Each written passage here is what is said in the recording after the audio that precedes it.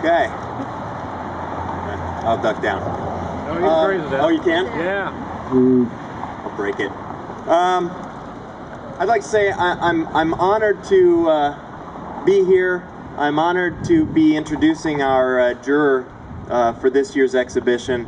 But before I do that, I'm going to go through a little bit of introduction and some thank yous. First of all, I'd like to thank all of you for being here. This is a wonderful crowd. Wonderful, wonderful gathering. A lot of times at art openings, you don't see this many people, and especially with this breeze. I'll call it a breeze. So I do thank everybody, all of you, for being here. I do have a list. Usually, you know, whenever I'm talking, I just wing it, but I want to make sure that I actually thank the people that I absolutely want to thank. I'd like to thank all the people that put this together. Marla Mills, Tim Arbeiter, Julia Thompson, Muriel Gaither, Don Greenwood, Liz Montgomery, Stacy Dohan Lane, Jessica Sexton, Nicole Hinkle, Kristen Martin, Brock Davis. I'd also like to thank all of my students that helped install the sculptures along Broadway.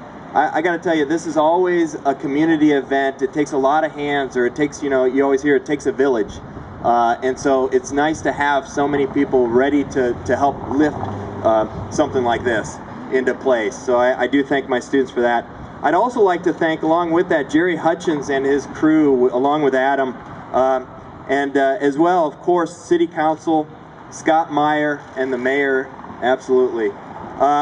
In addition, I'd like to thank the artists, and I'd like to also introduce the artists so that you all know who are the people that have created these sculptures. And we're so very actually honored that they stayed in town to come to this event, and we had a wonderful panel discussion with them earlier today. So first of all, I see Mike Bauer right there, so I'm going to say there's Mike Bauer.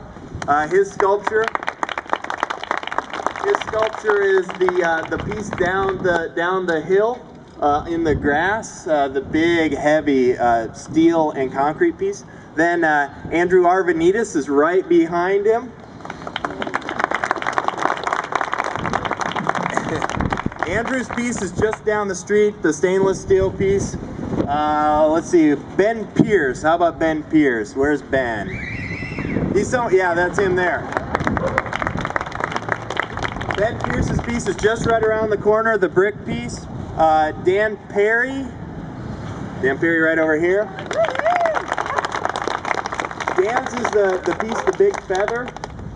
I'm not missing anyone else here, am I?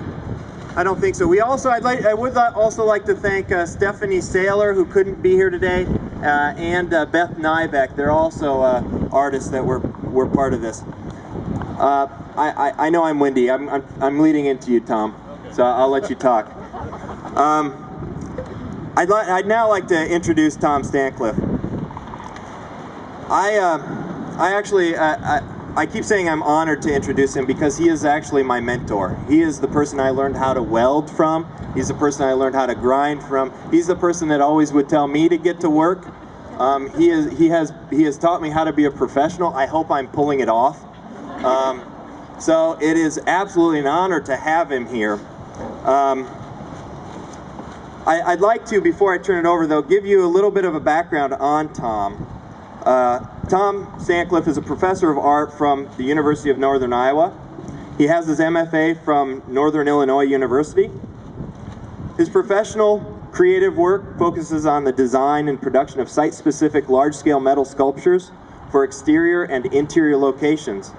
Tom has completed over 20 commissioned works for public art collections throughout Iowa and across the nation, including the World War II Memorial at the Iowa State Capitol in Des Moines, Iowa, and the Department of Transportation Interstate 80 Iowa Welcome Center in Cedar County, which he hired me to help him fabricate kernels of corn about like this big, and acorns and some other things out of bronze.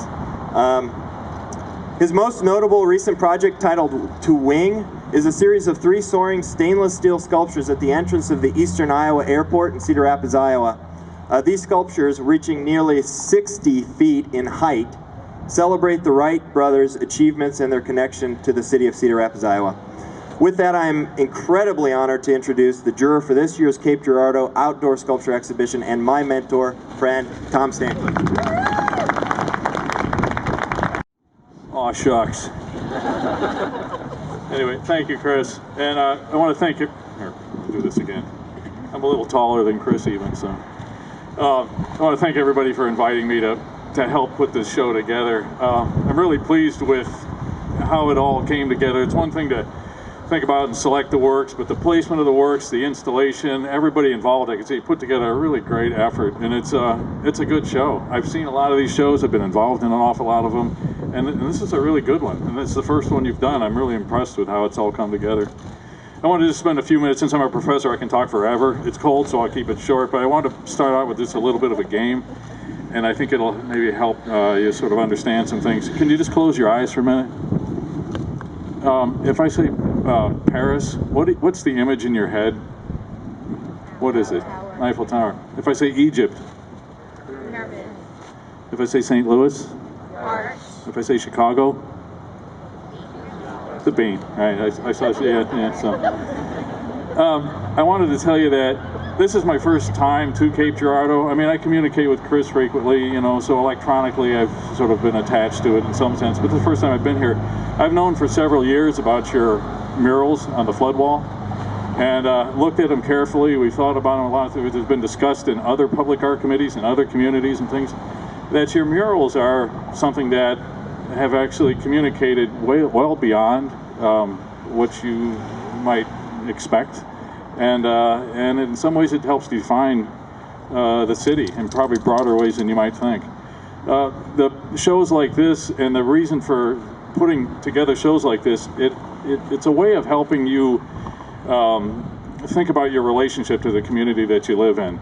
We tried to put together a show that has a lot of diversity to it. There's works that are very abstract, works that have a lot of kind of literal representational elements in them, things that have strong metaphors, things that allude to the history of the community. And all of those things are gateways into the public, finding sort of a voice, or getting a voice to your relationship to what it is. It's one thing to be really proud of, and you should be proud of. You've got some beautiful architecture and parks and grounds and the university campus and things, but it's sometimes these other things that help define your relationship to that. And these shows, I think, begin to provide a way for that to happen. Anyway, I'm proud and pleased to have been involved in this, and I hope that you enjoy this show over the next year. So, thank you.